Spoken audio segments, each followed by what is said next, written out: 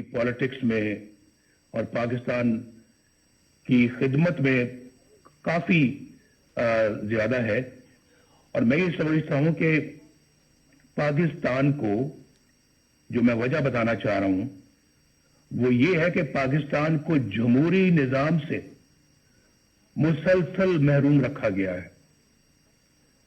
جمہوریت کی روح عوام کی رائے ہوتی ہے، یعنی ملک کا انتظام وہ لوگ چلائیں جنہیں عوام اپنے ووٹوں کی اکثریت سے یہ حق دے، اور ہمارے آئین کی ابتدا بھی انہی الفاظ سے ہوتی ہے کہ اللہ تعالیٰ ہی کائنات کا حاکم مطلق ہے جس کا کوئی شریک نہیں، اس کے طے کردہ حدود کے اندر رہتے ہوئے پاکستان کے عوام کی طرف سے استعمال کیا جانے والا اختیار ایک مقدس امانت کا درجہ رکھتا ہے۔ آئین کے مطابق ہمارے جمہوری نظام کی بنیاد عوام کی رائے پر ہے۔ دنیا بھر کی جمہوریتوں کا یہی اصول ہے۔ جب جمہوریت کی اس بنیاد پر ضرب لگتی ہے اور ووٹ کی عزت کو پامال کر دیا جاتا ہے تو سارا جمہوری عمل بالکل بے معنی اور جعلی ہو کر رہ جاتا ہے۔ جب عوام کے مقدس امانت میں خیانت کی جاتی ہے اور انتخابی عمل سے پہلے یہ طے کر دیا جاتا ہے کہ کس کو جتانا ہے اور کس کو ہروانا ہے، انتخابات میں دھاندلی سے مطلوبہ نتائج حاصل کر لیے جاتے ہیں اور رہی صحیح کسر حکومت سازی کے لیے جوڑ توڑ میں نکال دی جاتی ہے، تو اندازہ لگایا جا سکتا ہے کہ کس طرح سے عوام کو دھوکہ دیا جاتا ہے اور عوامی مینڈیٹ کیسے چوری کیا جاتا ہے۔ بدقسمتی سے پاکستان کو اس طرح کے تجربات کی لیبارٹری بنا کر رکھ دیا گیا ہے۔ اگر کبھی عوام کی کوئی نمائندہ حکومت بن بھی گئی تو اسے ہر طرح کی سازش کے ذریعے سے پہلے بے اثر اور پھر فارغ کر دیا جاتا ہے۔ اس میں یہ بھی پرواہ نہیں کی جاتی کہ اس سے ریاستی ڈھانچہ کمزور ہوگا، اقوام عالم میں جگ ہنسائی ہوگی اور عوام کا ریاستی اداروں پر سے اعتماد اٹھ جائے گا۔ یہ بات پاکستان کے بچے کی زبان پر ہے کہ 73 سالہ تاریخ میں ایک بار بھی کسی منتخب وزیر اعظم کو اپنی 5 سال کی آئینی مدت پوری نہیں کرنے دی گئی۔ ہر ڈکٹیٹر نے اوسطاً 9 سال غیر آئینی طور پر حکومت کی، جبکہ عوام کے ووٹوں سے منتخب وزیر اعظم کو اوسطاً 2 سال سے زیادہ کا عرصہ شاید ہی ملا ہو۔ جرنیلوں کی مہم جوئی کو روکنے کے لیے 1973 کے آئین میں آرٹیکل 6 ڈالا گیا، آرٹیکل 6، لیکن اس کے بعد بھی 20 سال جرنیلی آمریت کے نظر ہو گئے۔ خواتین و حضرات اور جناب صدر، جب ایک ڈکٹیٹر کو آئین شکنی کے جرم میں پہلی بار عدالت کے کٹہرے میں لایا گیا تو آپ نے دیکھا کیا ہوا؟ کیا ہوا؟ مجھے یہ کہتے ہوئے دکھ ہوتا ہے کہ جس طرح ہر مارشل لا کو عدالتوں نے جائز قرار دیا، ڈکٹیٹرز کو آئین سے کھلواڑ کرنے کا اختیار دیا، 3 سالوں کے لیے دیا، उसी तरह 2 बार आइन तोड़ने वाले को बरियत का सर्टिफिकेट भी अदालतों ही ने दिया। उसे एक दिन तो क्या, 1 घंटे के लिए भी जेल में ना डाला जा सका। पूरी दास्तान है मेरे पास, जो किसी वक्त सुनाऊंगा कि कहां से कहां ले गए, जबकि आइन पर अमल करने वाले अभी तक कटहरों में खड़े हैं और जेलों में पड़े हैं। हमारी तारीख में तकरीबन 33 साल का अरसा फौजी आमरीत की नजर हो गया। यहां सिर्फ एक डिक्टेटर पर मुकदमा चला, खसूसी अदालत बनी, कार्रवाई हुई,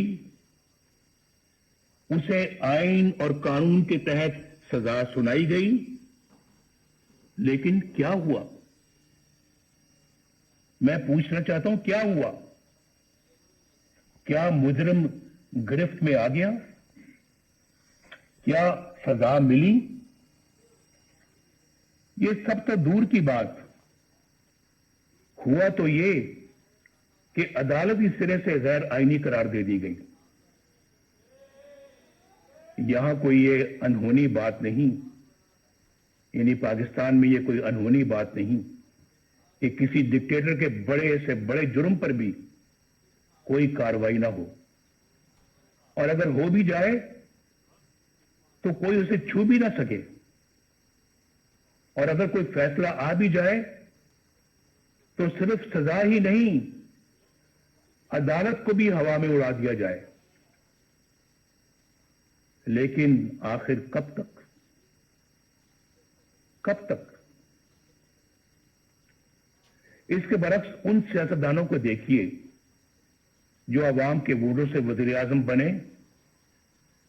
कोई कत्ल हो गया, कोई फांसी चढ़ गया, कोई हाईजैकर बन गया, चोर और गद्दार करार दे दिया गया, किसी को जलावतन कर दिया गया, और कोई उम्र भर के लिए नाअहल हो गया। उनके गुनाह और सजाएं खत्म होने में आ ही नहीं रही। वो झूठे मुकदमात में अपनी माओं, अपनी बहनों, अपनी बेटियों के साथ पेशियां भुगत रहे हैं। दरअसल ये सलूक पाकिस्तान के अवाम के साथ किया जा रहा है, और सजा भी पाकिस्तान के अवामी को मिल रही है। आप में से अक्सर को हुकूमत का भी तजुर्बा है। आप जानते हैं कि अवाम की हमायत से कोई जमहूरी हुकूमत बन जाए तो किस तरह उसके हाथ पांव बांध दिए जाते हैं, और किस तरह अवामी नुमाइंदों की तजलील और तहकीर होती है। किस तरह किरदार कुशी का एक मुनज़्ज़म सिलसिला शुरू हो जाता है। किस तरह कौमी मफाद के खिलाफ किसी सरगर्मी की निशानदेही करने पर उन्हें मुल्क दुश्मन और गद्दार करार दे दिया जाता है। खुलासा यह है कि यहां या तो मार्शल लॉ होता है, या फिर मुंतखब जमहूरी हुकूमत से कहीं ज्यादा ताकतवर पैरेलल यानी मुतवाजी हुकूमत कायम हो जाती है। एक पैरेलल निजाम चलता है। गालिबन एक बार साबिक वज़ीर आज़म यूसुफ रज़ा गिलानी साहब ने कहा था कि यहां स्टेट विद इन स्टेट कायम है, जिसे बर्दाश्त नहीं किया जा सकता। दुख की बात यह है कि अब मामला state with in the state से आगे निकलकर स्टेट अबव द स्टेट तक जा पहुंचा है। अवाम की हक हुक्मरानी को तस्लीम ना करने और नतीजतन मुतवाजी यानी पैरेलल हुकूमत का मर्ज ही हमारी मुश्किलात का और हमारे मसाइल की असल जड़ है। This is the root cause of our problems. ये जड़ है हमारे मसाइल की। اور یہی وجہ ہے کہ عالمی برادری میں ہماری ساکھ ختم ہو کر رہ گئی۔ 2018 کے انتخابات کے بعد متعدد ملکی اور غیر ملکی اداروں کی طرف سے انتخابی عمل کی شفافیت پر سوالات اٹھائے گئے۔ میں تو جیل میں تھا، لیکن خبریں مجھے سب ملتی رہی ہیں۔ بعض نے تو ان سیٹوں کی تعداد بھی بتائی جہاں دھاندلی کی وجہ سے نتائج تبدیل کر دیے گئے۔ ان حلقوں کی اتنی تعداد ہے کہ اگر ان میں دھاندلی کے ذریعے نتائج تبدیل نہ کیے جاتے تو بیساکھیوں پر کھڑی یہ حکومت کبھی بھی وجود میں نہیں آ سکتی تھی۔ آج قوم جن حالات سے دوچار ہے اس کی بنیادی وجہ وہ لوگ ہیں جنہوں نے عوام کی رائے کے خلاف نااہل حکمرانوں کو ملک پر مسلط کیا۔ انتخابات ہائی جیک کر کے اقتدار چند لوگوں کو منتقل کر دینا بہت بڑی بددیانتی اور آئین شکنی ہے۔ ہم چند روپوں کی خاطر ڈاکہ ڈالنے والوں کے لیے تو بڑی سے بڑی سزا کا تقاضا کرتے ہیں، لیکن عوام کے حقوق پر ڈاکہ ڈالنا کتنا سنگین جرم ہے، کیا کسی نے سوچا ہے؟ معزز خواتین و حضرات، کیا میں یہ پوچھنے کی جسارت کر سکتا ہوں کہ 2018 کے انتخابات میں گھنٹوں RTS کیوں بند رکھا گیا؟ گنتی کے دوران پولنگ ایجنٹس کو کیوں نکال باہر کیا گیا؟ انتخابات میں دھاندلی کیوں کر کی گئی؟ کس کے کہنے پر کی گئی؟ کس کے لیے کی گئی؟ اور کون سے مفادات کے لیے کی گئی؟ اس میں سابق چیف الیکشن کمشنر اور سیکرٹری الیکشن کمیشن کو بھی جواب دینا ہوگا، اور جو لوگ بھی دھاندلی کے ذمہ دار ہیں ان سب کو حساب دینا ہوگا۔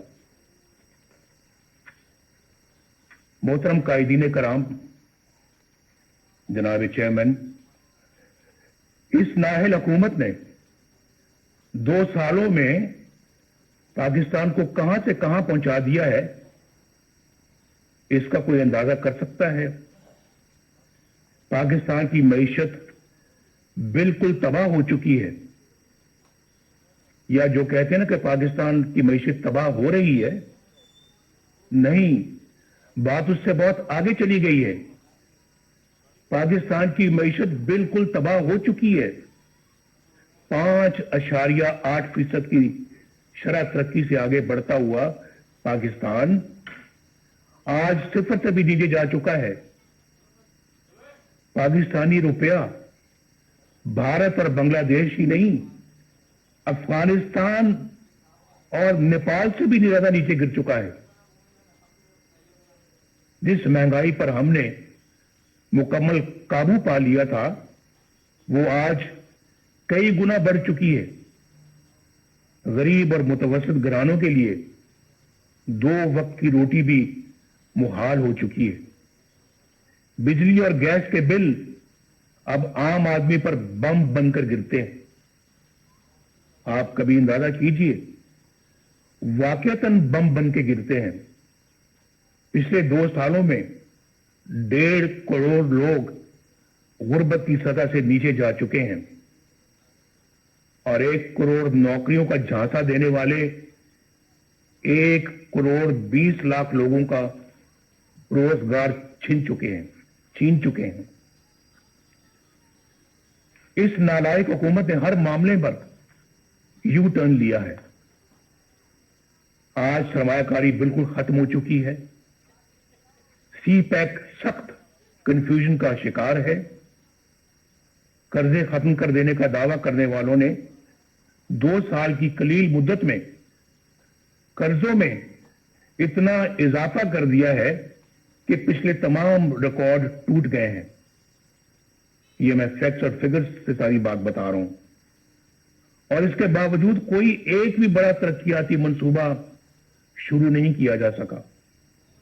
وہ پاکستان جس کے بارے میں بین الاقوامی ادارے یہ پیش گوئی کر رہے تھے کہ اگلے چند سال میں یہ دنیا کی سب سے بڑی 20 معیشتوں یعنی G20 میں شامل ہو جائے گا، آج معاشی طور پر مفلوج ہو کر رہ گیا ہے.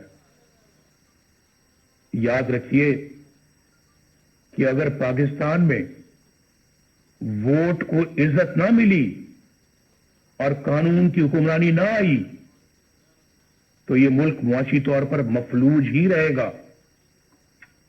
اور میں کھلے الفاظ میں یہ واضح کر دینا چاہتا ہوں کہ ایسے ممالک اپنے دفاع کے قابل بھی نہیں رہتے، خاص طور پر اس وقت جب آپ کے دشمن آپ کی کمزوریوں کا فائدہ اٹھا رہے ہوں. خواتین و حضرات، ملک بدامنی، افراتفری اور جرائم کا گڑھ بن چکا ہے.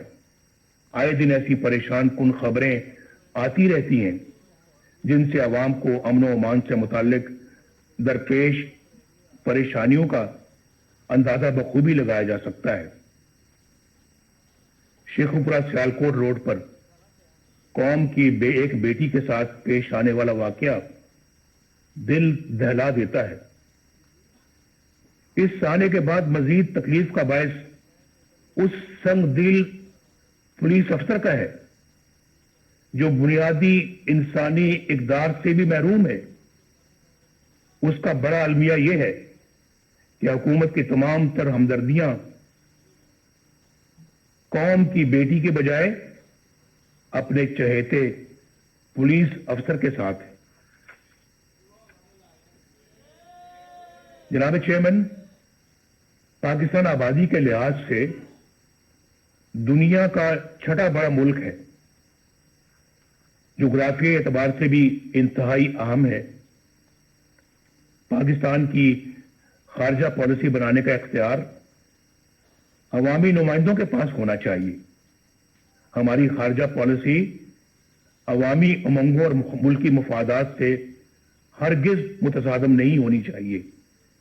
کھربوں روپے کے نقصان اور ہزاروں جانیں قربان کرنے کے باوجود ہم کبھی فیٹف اور کبھی کسی اور کٹہرے میں کھڑے شرمناک صفائیاں پیش کر رہے ہوتے ہیں. جب کشمیر کا نام زبان پر آتا ہے تو 73 سال سے دی جانے والی قربانیاں آنکھوں کے سامنے آ جاتی ہیں. کشمیری عوام پر مظالم کا سلسلہ تو کئی سالوں سے جاری ہے، مگر کشمیر کو ہڑپ کرنے کا حوصلہ آج تک کسی کا نہیں ہوا. اب بھارت نے ایک غیر نمائندہ اور غیر مقبول اور کٹ پتلی پاکستانی حکومت دیکھ کر کشمیر کو اپنا حصہ بنا لیا ہے، اور ہم احتجاج بھی نہ کر سکے. دنیا تو کیا اپنے دوستوں کی حمایت بھی نہ حاصل کر سکے. آخر ایسا کیوں ہے؟ کیوں ہوا ایسے؟ کیوں ہم عالمی تنہائی کا شکار ہو گئے؟ کیوں آج ہماری بات دنیا سننے کے لیے تیار نہیں ہے؟ کیوں ہمارے درینہ اور شانہ بشانہ کھڑے ہونے والے ساتھی ممالک کیوں ہم سے دور ہو گئے؟ شاہ محمود قریشی نے کس منصوبے کے تحت وہ بیانات دیے جن سے ہمارے بہترین دوست سعودی عرب کی دل شکنی ہوئی؟ پاکستان کو اپنے دوست ممالک کی دل آزاری سے اعتراض کرنا چاہیے. OIC ایک اہم ادارہ ہے جس کی افادیت طے شدہ ہے. پاکستان OIC کے بانی ممالک میں شمار ہوتا ہے. पाकिस्तान को दीगर ममालिक के साथ मिलकर OIC को मजबूत करना चाहिए। हमें सोचना चाहिए कि क्यों हमारे इंतहाई करीबी ममालिक भी आज हम पर एतमाद करना छोड़ गए। ये बहुत जो है ये फिक्र की बात है, लम्हा फिक्रिया है हमारे लिए। इस पे जरूर गौर होना चाहिए। लेकिन क्या इस तरह की हुकूमत होगी तो फिर यही कुछ होगा और आपकी खारजा पॉलिसी को बच्चों का खेल बना के रख दिया गया है। ख़वातीनो हज़रात, वक्त आ गया है कि इन तमाम सवालों के जवाब लिए जाएं। अगर इस कॉन्फ्रेंस में पीपल्स पार्टी से ताल्लुक रखने वाले दो वज़ीर आज़म जनाब यूसुफ रज़ा गिलानी और जनाब राजा परवेज अशरफ साहब मौजूद हैं, तो वो अच्छी तरह जानते हैं कि सिविल हुकूमत के गिर्द किस तरह के शिकंजे कस दिए जाते हैं, किस तरह ऐसी कार्रवाइयां हो जाती हैं जिनका वज़ीर आज़म को इल्म ही नहीं होता। खुद मोहतरम जरदारी साहब को भी इसका इल्म है कि ना वज़ीर आज़म को ना सदर को इल्म होता है और फिर उन कार्रवाइयों की भारी कीमत रियासत को अदा करनी पड़ती है।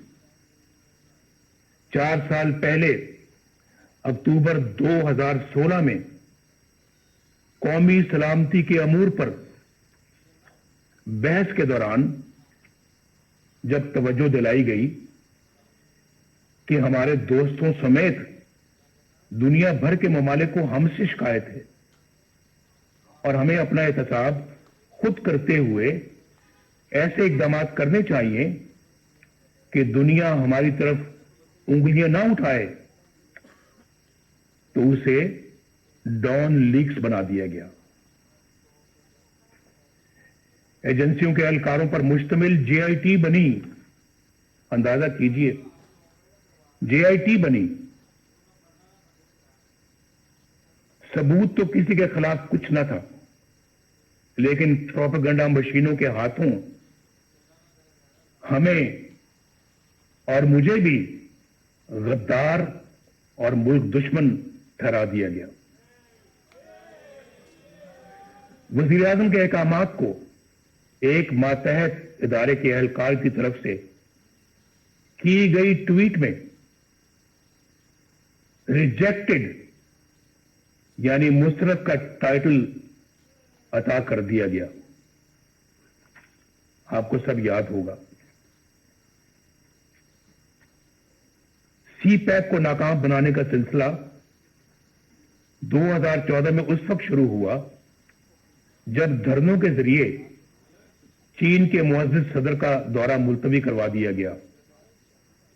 चीन हमारा देरीना और मुखलिस दोस्त है जो पाकिस्तान के साथ हर मौके पर शाना बशाना खड़ा रहा। पाकिस्तान और चीन के ताल्लुकात मजीद मुस्तहकम करने में और CPAC के हवाले से सदर शी जिनपिंग का किरदार काबिल तारीफ है।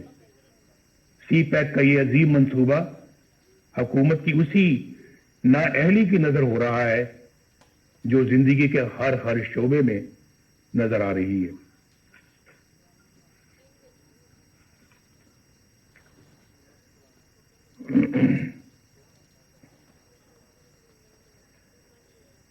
अगर मैं ये कहूं तो बेजाना होगा कि CPAC के साथ पेशावर की BRT जैसा सलूक हो रहा है, जहां कई साल बीत गए, मंसूबे से कई गुना ज्यादा रकम गर्क हो चुकी, मगर नतीजा आज भी नजरों से ओझल है। आए दिन कभी दौरान सफर बसों में आग लग जाती है तो कभी बारिश नाकिस तामीर का पोल खोल कर रख देती है। यहां नैब के किरदार का जायजा लेना भी जरूरी है। सच्ची बात तो यह है कि एक डिक्टेटर के बनाए हुए इस इदारे को बरकरार रखना हमारी गलती थी, लेकिन यह भी सच है کہ ہم نے کبھی نہیں سوچا تھا کہ یہ ادارہ اس حد تک گر سکتا ہے. یہ ادارہ نہیں بلکہ اندھے حکومتی انتقام کا اعلی کار بن چکا ہے. اس کے کئی سینئر اہلکاروں کے گھناؤنے کردار فاش ہو چکے ہیں. اس ادارے کا چیئرمین جاوید اقبال اپنے عہدے اور اختیارات کا انتہائی نازیبا اور مذموم استعمال کرتے ہوئے پکڑا جاتا ہے، مگر نہ تو کوئی انکوائری ہوتی ہے، نہ ایکشن لیا جاتا ہے، اور نہ ہی شفافیت کے دعوے دار عمران خان پر کوئی جمہوری ہے.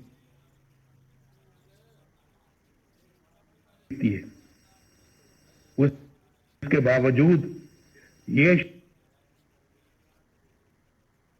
شخص ڈٹائی سے اپنے عہدے پر براجمان انتقام کے ایجنڈے پر دھڑلے سے عمل کرتا ہے. لیکن بہت جلد انشاءاللہ ان سب کا یوم حساب آئے گا انشاءاللہ. بین الاقوامی ادارے اور ہماری اعلیٰ عدالتیں نیب کے منفی کردار پر بڑی واضح رائے دے چکی ہیں.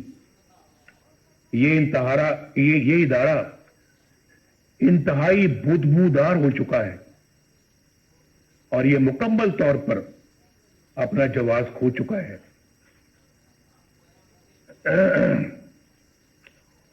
اپوزیشن کے لوگ اس کا نشانہ بنے ہوئے ہیں، جو اپنے گھر کی خواتین کے ساتھ نیب کے دفتروں، عدالتوں اور جیلوں میں رول رہے ہیں.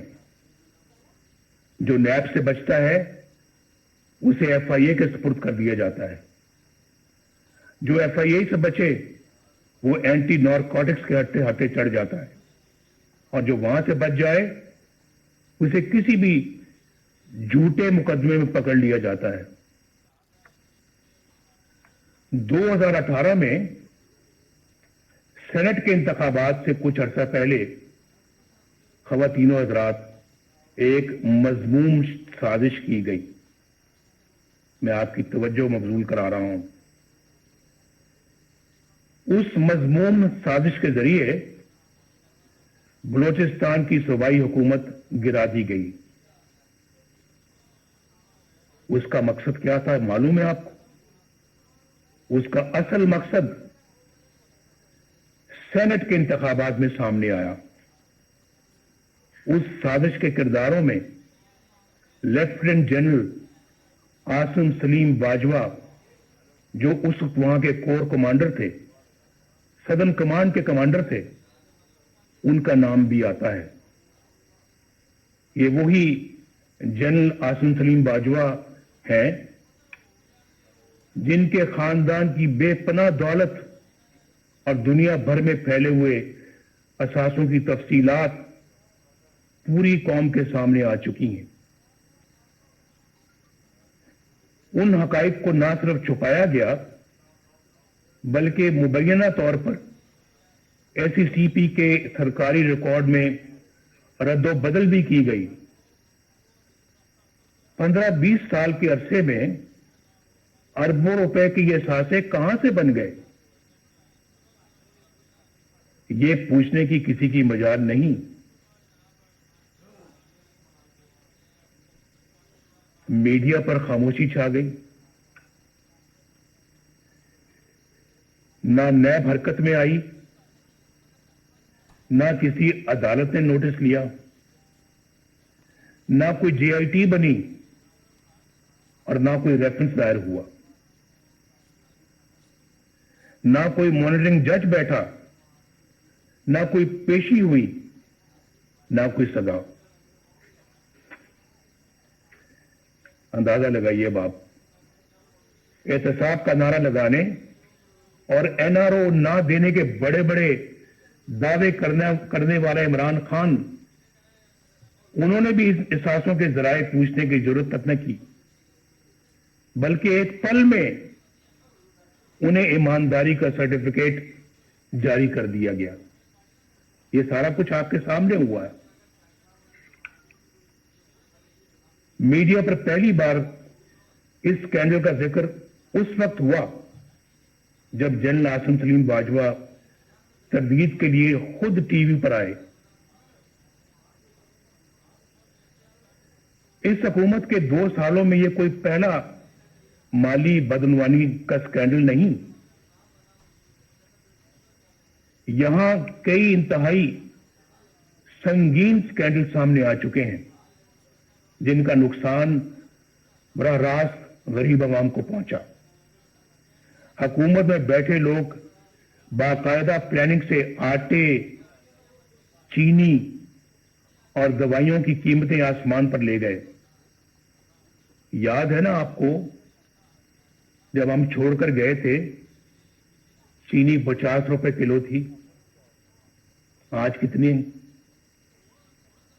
आज कहते हैं 100 रुपए तक जा पहुंची। और आटे की कीमतें भी देख लें आप, दवाइयों की कीमतें आसमान तक पहुंच गई हैं। अवाम के खरबों रुपए लूट लिए गए। मुल्क का हुक्मरान अगरचे दिन रात करप्शन माफियाज और एनआरओ का डंडोरा पीटता है, लेकिन चीनी की कीमत बढ़ाने में खुद उसकी जात मुलव्विस है। क्या नैब उसे तहकीकात के लिए गिरफ्तार नहीं करेगा?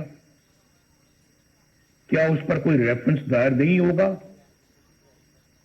अलीमा खान साहिबा, जो कोई जद्दी पुश्ती रईस नहीं, बस खैराती इदारों की फंड रेजिंग करती रहती हैं, उनके बैरून मुल्क असासों के जराए की नैब कभी कोई छानबीन नहीं करेगा।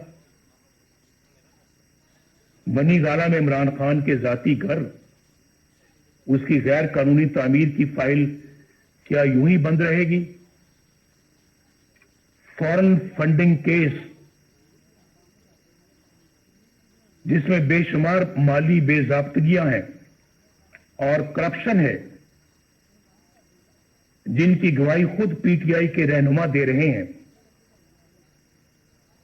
इतने साल गुजर जाने के बावजूद क्या इलेक्शन कमीशन उन पर कोई फैसला नहीं करेगी?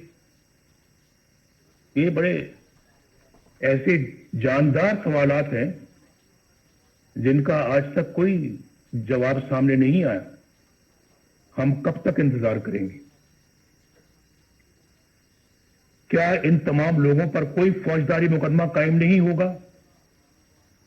क्या बनी गाला में जमीन की खरीद की मनी ट्रेल पर कोई जेआईटी नहीं बनेगी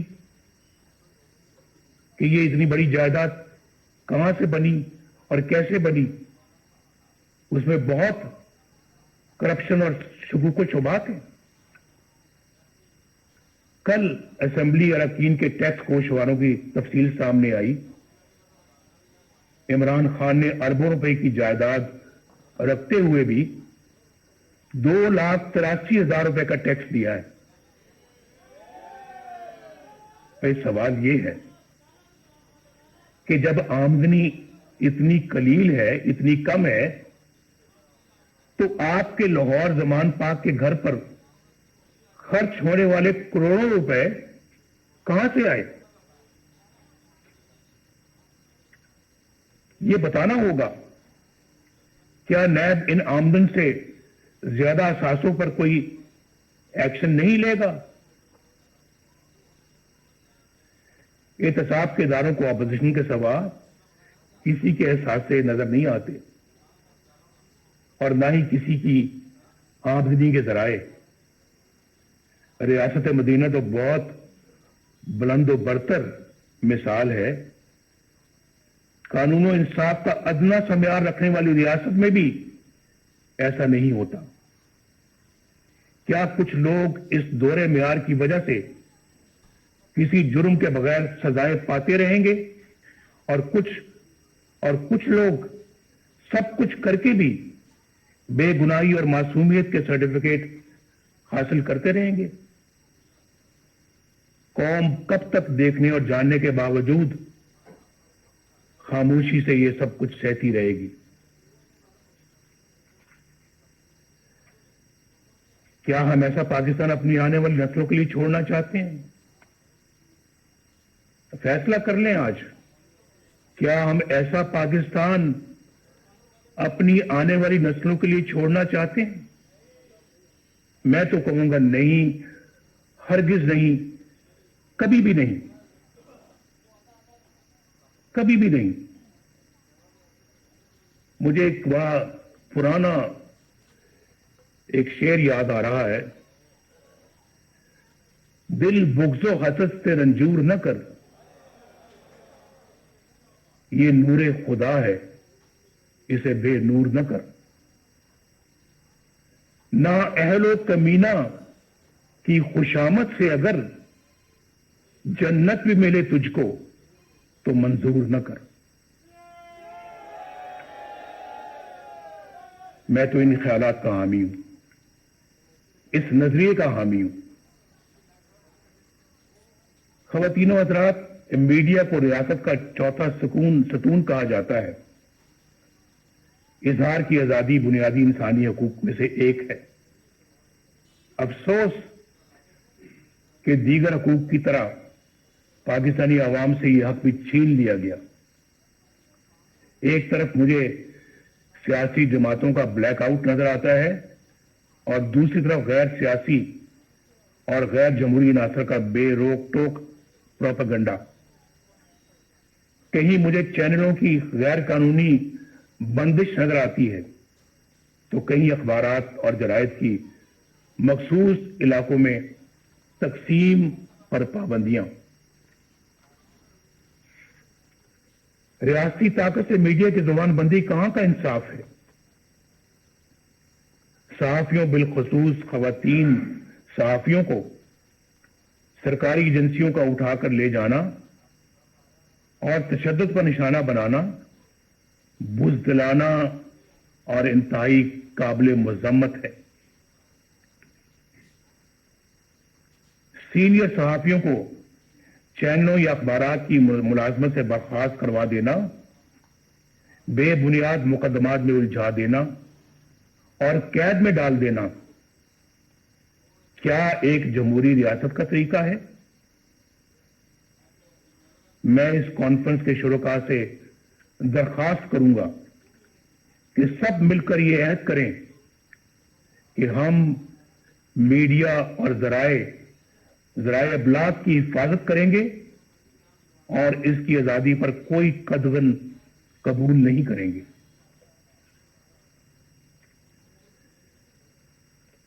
خواتین و حضرات، محترم چیئرمین بلاول بھٹو صاحب،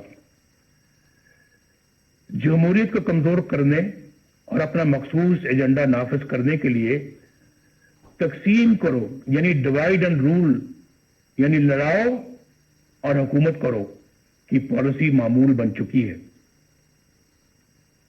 کچھ عرصہ پہلے تک یہ تقسیم سیاستدانوں تک محدود تھی، جنہیں مخصوص حلقوں کی طرف سے بلایا، ڈرایا اور دھمکایا جاتا تھا.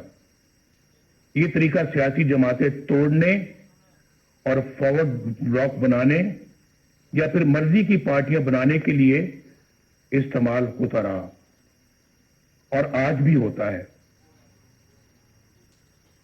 محکمہ زراعت کو تو آپ سمجھتے ہی ہیں. آج ہمیں یہ فیصلہ کرنا ہوگا کہ ہم ایک ہیں اور قومی مفاد کی خاطر تقسیم ہونے سے انکار کرتے ہیں. اگر ہم ایسا کرنے میں کامیاب ہو گئے تو پھر یہ کانفرنس کامیاب ہے. ایسا کرنے میں اگر ہم کامیاب ہو گئے تو یہ کانفرنس ہماری تاریخ کا بڑا سنگ میل بن سکتی ہے. اب ڈیوائیڈ اینڈ رول کا یہ ہتھیار وکلاء، دانشوروں، تاجروں، صنعت کاروں اور میڈیا کے لیے استعمال ہو رہا ہے، بلکہ اب اس کا ہدف عدلیہ بھی ہے. جو جج انصاف اور قانون کی راہ پر چلتا ہے اور دباؤ میں آنے سے انکار کرتا ہے, اسے عہدے سے ہٹانے کی سازشیں شروع ہو جاتی ہیں.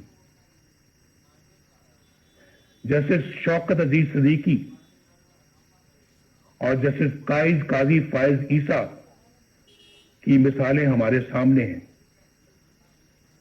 یہ دونوں جج صاحبان دیانتداری, سچائی اور امانت داری کی شہرت کے حامل ہیں. آج تک کسی فورم نے یہ تحقیق ضروری نہیں سمجھی کہ جسٹس شوکت عزیز صدیقی نے جو کچھ حلفاً کہا, انہیں حلف پر کہا, اس کا بھی تو جائزہ لیا جائے. بعض امیر ججوں کے ساتھ یہاں ایسا ہی سلوک کیا جاتا ہے. انفارچونیٹلی یہاں انصاف پسند اور امانت دار نہیں بلکہ ایسے منصف تلاش کیے جاتے ہیں جو ان کے ہر جائز اور ناجائز مطالبات تسلیم کریں, ان کے جبر و استبداد اور بلیک میلنگ کے آگے سرے تسلیم خم کریں, نظریہ ضرورت بنائیں اور پروان چڑھائیں.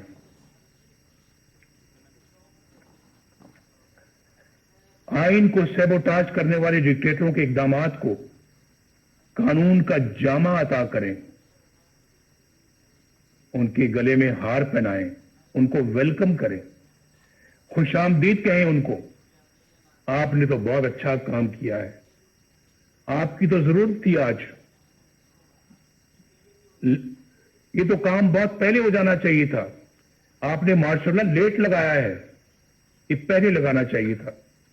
سب سے پہلے پلیٹ میں پھول لے کر ان کو پیش کیے جاتے رہے ہیں, اور پھر آرٹیکل 6 جیسے سنگین جرم کے ملزم کو آئین میں ترمیم کا اختیار عطا کیا جاتا ہے.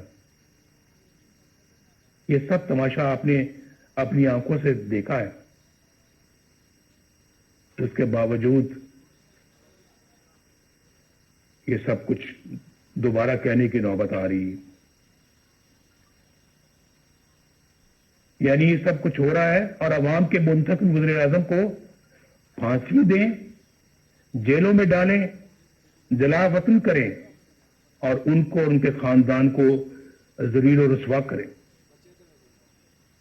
اس کانفرنس کو آئین کی حکمرانی اور ووٹ کی عزت کے تحفظ کے لیے آج ایک جامع لائے عمل تجویز کرنا چاہیے. اگر میثاق جمہوریت کی بنیاد پر کسی نئے میثاق کی تشکیل ضروری ہو تو اس پر غور کیا جانا چاہیے. متوازی یعنی پیرل حکومت کی بنیادی مسئلے کو حل کرنے کے لیے ٹھوس حکمت عملی بنائی جائے. عوام کی رائے پر اپنی رائے مسلط کرنے کا نتیجہ سکوت ڈھاکہ کی شکل میں سامنے آیا تھا, لیکن اس عظیم سانے کو بھی بڑی سرد مہری کے ساتھ فراموش کر دیا گیا. میری تجویز ہے کہ یہ کانفرنس حمود الرحمان کمیشن کی سفارشات کو عوام کے سامنے لائے. بہت دفعہ اس کا ذکر ہو چکا ہے اور بار بار ہو چکا ہے, کئی سالوں سے ہو رہا ہے, کئی دہائیوں سے ہو رہا ہے, لیکن میرا خیال ہے کہ آج انہیں عملی جامہ پہنانے کا عہد کرنا چاہیے اور اسے اپنے ایجنڈے کا حصہ بنانا چاہیے. اس طرح کے ٹھوس اقدامات سے ملک کو اس دلدل سے نکالا جا سکتا ہے. اس وقت ہماری اولین ترجیح اس غیر نمائندہ اور نااہل اور سلیکٹڈ حکومت اور اس سے کہیں زیادہ اہم اس نظام سے جس کا میں نے ذکر کیا ہے, اس سے نجات حاصل کرنا ہے. عمران خان ہمارا ایز سچ ہدف نہیں ہے, ہمارا مقابلہ عمران خان سے نہیں ہے. یہ میں الیکشن سے پہلے بھی کہہ چکا تھا اور آج بھی کہہ رہا ہوں. آج ہماری جدوجہد عمران خان को लाने वालों के खिलाफ है और उनके खिलाफ है जिन्होंने इस तरह इन्हें इलेक्शन चोरी करके इस तरह के नाअहल बंदे को इस जगह पर लाकर बैठाया है और मुल्क को बर्बाद कर दिया है। ये मुल्क हमें तमाम चीजों से ज्यादा अजीज है, जिसने अवाम और अपोजिशन के साथ साथ अच्छी शोहरत के हामिल जज साहबान को भी निशाना बना लिया है। ये तब्दीली अमल में ना आई तो ये नाअहल और जालिमाना निजाम मुल्क को नाकाबिले तलाफी नुकसान पहुंचा देगा। हमें यह भी नहीं भूलना चाहिए कि हमारे दुश्मनों के अज़ाइम क्या हैं। उनके अज़ाइम को नाकाम बनाने के लिए मजबूत मईशत के साथ साथ मजबूत दिफाई निजाम की भी जरूरत है। हमने पहले भी इस मुल्क को अल्हम्दुलिल्लाह एटमी कुव्वत बनाया है और हर वो जरूरत पूरी की है जिसके लिए हमारे दफा को जरूरत थी। हमारी कौमी सलामती के लिए जरूरी है कि हम अपनी मईशत के साथ साथ अपनी मुसल्लह अफवाज को भी मजबूत से मजबूत तर बनाएं। हमने इस काम में माजी में भी कभी कोई कसर नहीं छोड़ी, कोई कोताही नहीं की और आइंदा भी हमारी ये तरजीह रहेगी। हमारे दफा की मजबूती और कौमी सलामती के लिए सबसे अहम यह है कि हमारी मुसल्लह अफवाज आईने पाकिस्तान अपने दस्तूरी हल्फ और कायद आज़म की तलकीन के मुताबिक खुद को सियासत से दूर रखें और अवाम के हक हुक्मरानी में मुदाखलत न करें। किसी के कहने पे प्राइम मिनिस्टर हाउस के गेट फलांकर प्राइम मिनिस्टर हाउस में दाखिल होकर प्राइम मिनिस्टर को गिरफ्तार न करें, बंदूक की नोक पर गिरफ्तार न करें। ऐसा इन आंखों ने देखा है, उसका मुशाहिदा किया है। वो मंजर मेरी आंखों के सामने रहते हैं और बड़ा दुख होता है कि हमने अपने मुल्क को क्या बना दिया है, एक तमाशा बना दिया है, अपनी नजरों में भी और दुनिया की नजरों में भी। जनाब चेयरमैन और मुअज़्ज़िज़ ख़वातीनो हज़रात, आखिर में मैं आपको यकीन दिलाता हूं कि एपीसी इत्तफ़ाक़ राय से जो भी हिकमत अमली और लाए अमल तरतीब देगी, मुस्लिम लीग नून उसका भरपूर साथ देगी। शहबाज शरीफ साहब यहां पर बैठे हैं, हमारी पार्टी के दीगर कायदीन बैठे हैं। इंशाअल्लाह हम भरपूर साथ देंगे और एक सेकंड के लिए भी पीछे नहीं हटेंगे। मैं अपनी ये गुजारिश एक बार फिर दोहराना चाहता हूं कि एपीसी रवायत से हटकर हकीकी तब्दीली के लिए ठोस और मुअस्सर इक़दामात तजवीज़ करे। हमारे कई दोस्त आज कैदोबंद की सोबतें काट रहे हैं। जनाब खुर्शीद शाह साहब, कोरोना में मुब्तला हमजा शहबाज शरीफ साहब, मीर शकील उर रहमान साहब और दीगर साथी नाकर्दा गुनाहों की सजा में जेल काट रहे हैं। हमारा मकसद बड़ा है। कल यही कुर्बानियां हमारी नई सुबह की एहसास और हमारी मंजिल के हसूल का इंशाअल्लाह बाइस बनेगी। मैं आप सब कायदीन का बेहद शुक्रगुजार हूं और अपने मेजबान जनाब बिलावल भुट्टो जरदारी साहब का भी दिल की गहराइयों से शुक्रिया अदा करता हूं कि मुझे आपने अपनी गुजारिशात पेश करने का मौका दिया। मेरी और पूरी कौम की दुआएं आपके साथ हैं। अल्लाह हाफिज। पाकिस्तान पाइंदाबाद।